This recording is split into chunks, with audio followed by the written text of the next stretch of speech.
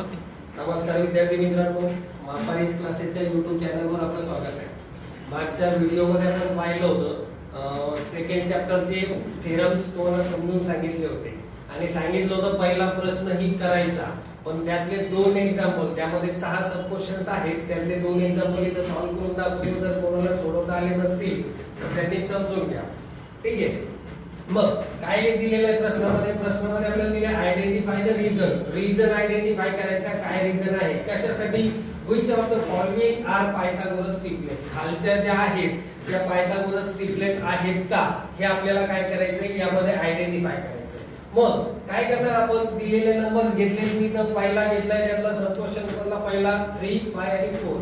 मग दिलेल्या नंबर मध्ये काय करायचं, सगळ्यात मोठा जो नंबर आहे तो आणि उरलेल्या दोन नंबरच्या वर्गाची बेरीज असं आपण चेकआउट करायचं. चेकआउट करण्यासाठी काय करणार, 3 चा स्क्वेअर प्लस 4 चा स्क्वेअर इज इक्वल्स टू 5 चा स्क्वेअर असं आहे का, आपल्याला चेकआउट करायचं आहे. मग 3 चा स्क्वेअर किती, 9, 4 चा स्क्वेअर किती, 16 आणि 5 चा 25. जर हे राईट असेल, इक्वल असेल, इथं पहा 25 इज इक्वल्स टू 25. जर असं असेल तर स्क्वेअर ऑफ लार्जर नंबर, इथे एक वाक्य लिहावं लागणार आपल्याला. The square of larger number म्हणजे मोठ्या नंबरचा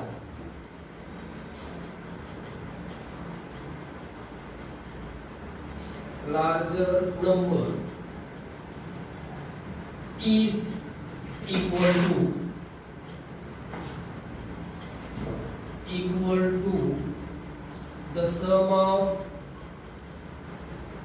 smaller number, sum of other two number, other two numbers. म्हणून जर समजा हे इक्वल असेल तर ही काय झाली, Pythagoras triplet. therefore 3, 5, 4 is Pythagorean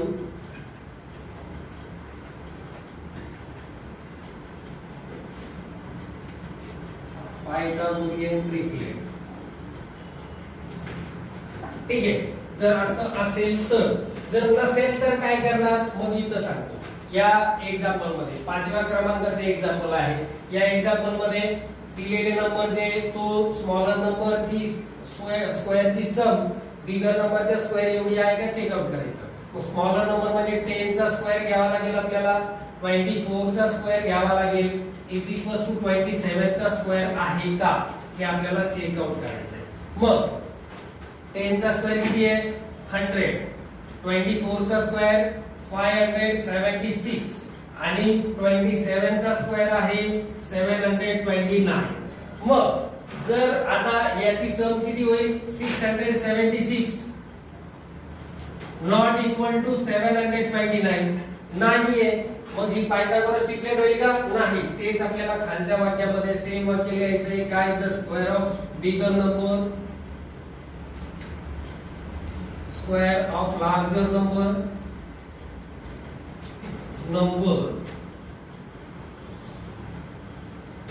is not equal to, फक्त नॉट टाकायचं, not equal to the sum of the sum of square of the sum of square of other two numbers. इथे not equal to the sum of square of other two numbers.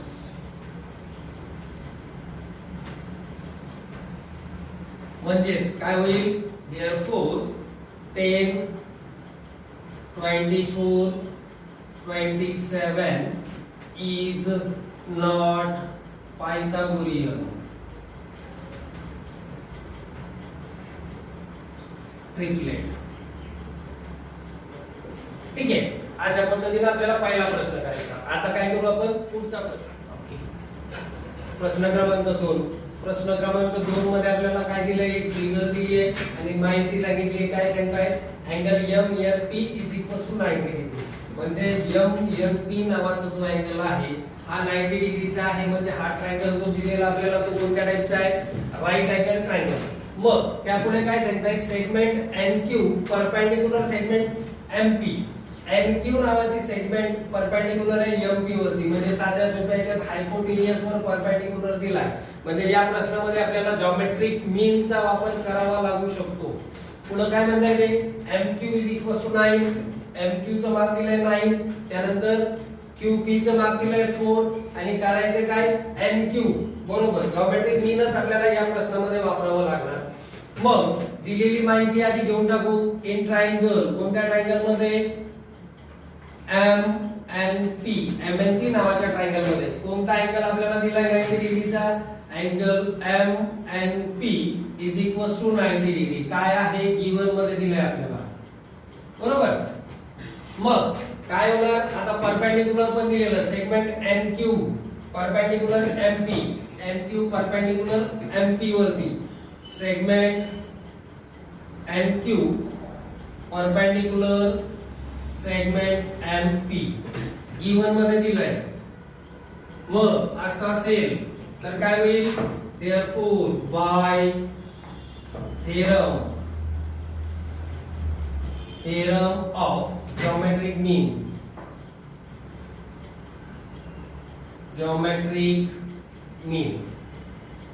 मग geometric मीनच्या theorem नुसार काय सांगितलं होतं तुम्हाला, perpendicular टाकलेल्या लाईनचा स्क्वेअर हा या हायपोटेन्युअसच्या दोन पार्टच्या मल्टिप्लिकेशन एवढा असणार. म्हणजेच कसं असेल, यामध्ये MQ चा स्क्वेअर = MQ * QP जॉमेट्रिक मीन नुसार. मग काय होईल, आपण यामध्ये किमती ठेवून आन्सर काढू शकतो. किमती ठेवायच्या, काय होईल, MQ आपल्याला माहिती आहे का, नाही काढायचा आहे.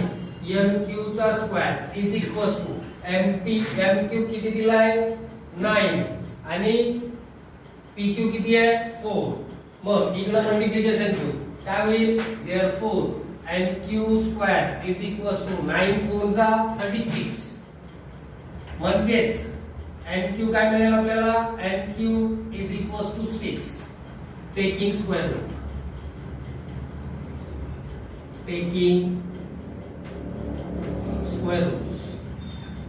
मग आपल्याला काय विचारलं होतं, NQ फाइंड करायचा होता. ठीक आहे, म्हणजे आपल्याला आन्सर मिळाला. आता आपण पुढचा प्रश्न बघू. ओके, प्रश्न क्रमांक 3. तिसऱ्या प्रश्नामध्ये काय सांगताय, इन फिगर अँगल QPR 90 डिग्रीचा आहे. म्हणजे हा अँगल आपल्याला दिलेला कसा आहे, 90 डिग्रीचा अँगल आहे. हा PQR नावाचा ट्रायंगल राईट अँगल ट्रायंगल झाला. मग काय होईल, segment PM perpendicular segment QR. PM ही सेगमेंट QR ला परपेंडिक्युलर आहे, इथे एक 90 डिग्रीचा अँगल झाला. मग काय म्हणताय, अँड QMR हे कोलिनियर पॉइंट आहे. ठीक आहे, पुढे काय म्हणतात, त्यांचं PM = 10. PM 10 आहे, QM = 8. फाइंड QR म्हणजे या पूर्ण लाईनचं आपल्याला माप शोधायचं आहे. मग आन्सर मध्ये काय करणार, सेम जॉमेट्रिक मीनचा वापर करून आपण याचा आन्सर शोधू आणि याचा आन्सर शोधल्यानंतर या दोघांची सम करणार. आन्सर मध्ये पहा, लक्ष द्या, काय सेम पाहिजे, सेकंड क्वेश्चन सारखं करणार. इन ट्रायंगल PQR नावाच्या ट्रायंगल मध्ये दिलेली माहिती काय आपल्याला, अँगल QPR = 90 डिग्री गिवन मध्ये दिलंय. मग त्यानंतर दिलेले perpendicular segment PM perpendicular segment QR given मध्ये दिलंय हे पण. मग काय करणार आपण, बाय जॉमेट्रिक मीनचा वापर करणार. सेकंड क्वेश्चन सारखा, therefore by the theorem of geometric mean,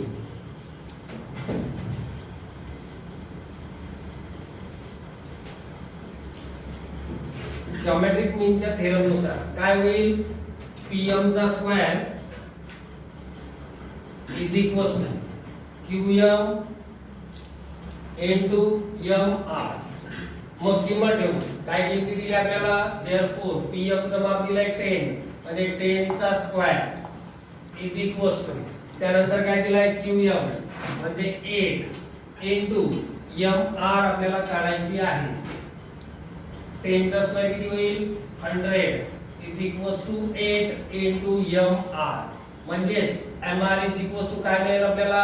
100/8. Deviation केलं काय होईल? MR इज इक्वल्स टू 10 1 जा 10 सॉरी 8 1 जा 8 8 1 जा 8 आणि 8 2 जा 16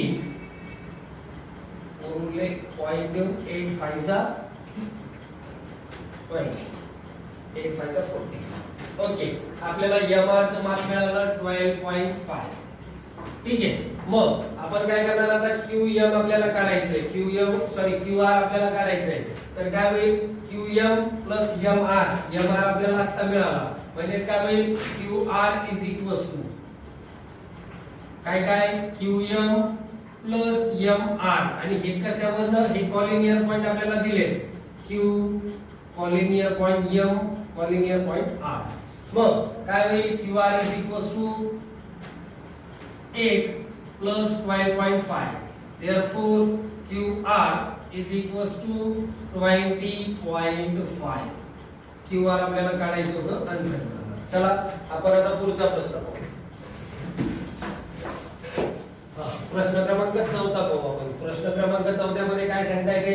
C figure find RP find करायचं आपल्याला. RP मध्ये हायपोटेन्यूस फाइंड करायचा आहे आणि PS using the information given in triangle PSR नावाच्या ट्रायंगल मध्ये दिलेल्या इन्फॉर्मेशन वरून आपल्याला फाइंड करायचं आहे. काय फाइंड करायचं? PS फाइंड करायचं आहे आणि RP फाइंड करायचं आहे. माहिती दिली आपल्याला एका साइडचं माप दिलंय आणि एक अँगल दिलाय 30 डिग्री दुसरा अँगल आहे 90 डिग्री. म्हणजेच याच्यामध्ये आपण वापरू शकतो 30 60 90 चा theorem.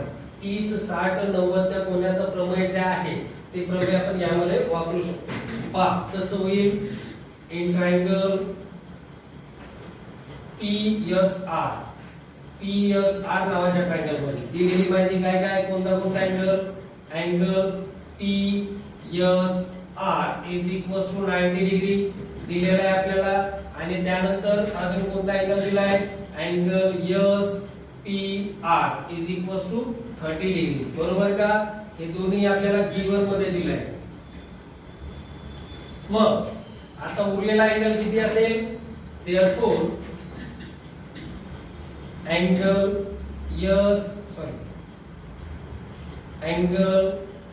SRP is equals to 60 degree. Remaining angle of triangle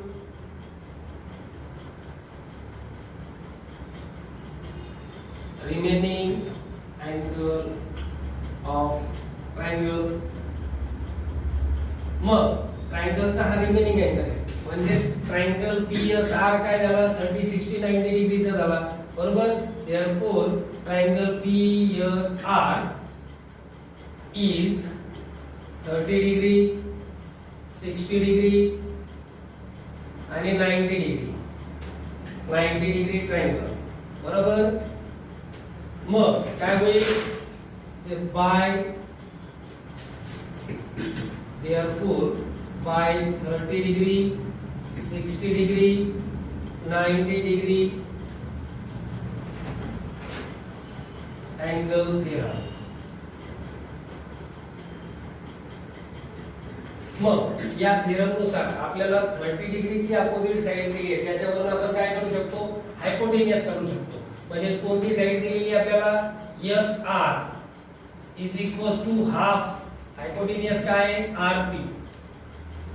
मग SR किती दिली आपल्याला? SR दिली आहे 6 is equals to half into RP. आता हा भागाकारातला 2 इकडे कसं येईल? गुणाकारात. म्हणजेच RP is equals to 6 into 2. Therefore RP is equals to 12. आपल्याला एक आन्सर मिळाला. आता दुसरा आन्सर आपल्याला काढायचा आहे. मग कोणता SP काढायचा आहे. कोणत्या डिग्रीच्या? 60 डिग्रीची अपोजिट साइड आहे, बरोबर का? SP इज अपोजिट इथं अपोजिट साइड ऑफ 30 डिग्री लिहावं लागणार. Opposite side of 30 degree. मग आता कोणती घेणार आपण? 60 डिग्रीची opposite side. Therefore SP PS sorry उत्तर प्रश्नामध्ये आपल्याला PS काढायची सांगितली. PS घेऊ. PS is equals to √3/2 RP. हायपोटेनियसच्या √3/2 टाइम्स काय घेणार? Opposite side of 60 degree.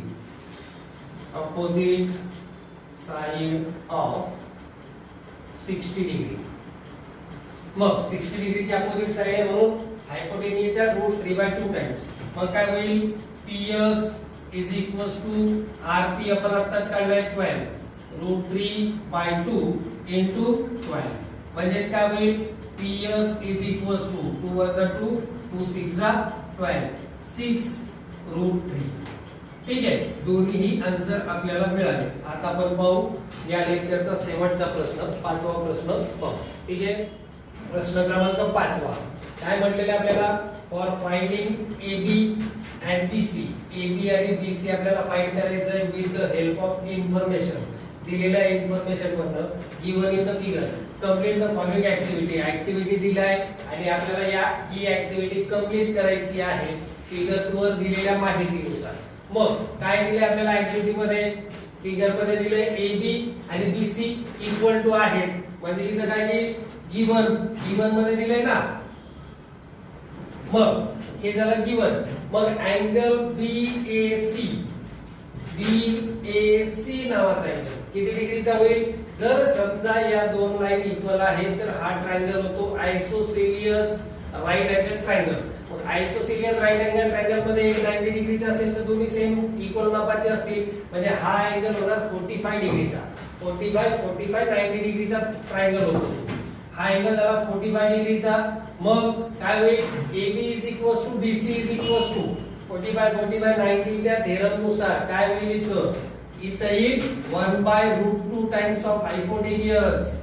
Theorem मध्ये सांगितलंय 45 90 डिग्रीच्या थेरम मध्ये सांगितलंय की साइड जी आहे opposite side of 45 degree angle is equal to the 1/√2 times of hypotenuse. हे घेतलं इथं. ठीक आहे, मग काय होईल? 1/√2 टाइम्स सेम इथं येईल 1/√2. त्यानंतर हा 8 जो √2 मध्ये आहे त्याला फोल्ड केली आहे. इथं 1/√2 जसं तसं नाही आणि आन्सर येईल 2. का बरं? हा √2 कॅन्सल होईल. 2 1 2 चं मल्टिप्लिकेशन येईल 2. या टाइपची ही ऍक्टिव्हिटी आहे.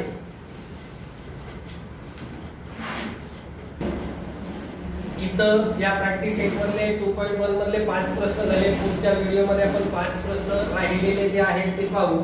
आणि व्हिडिओला लाईक करा, शेअर करा आणि चॅनलला सबस्क्राइब करायला विसरू नका. ठीक आहे, थँक्यू.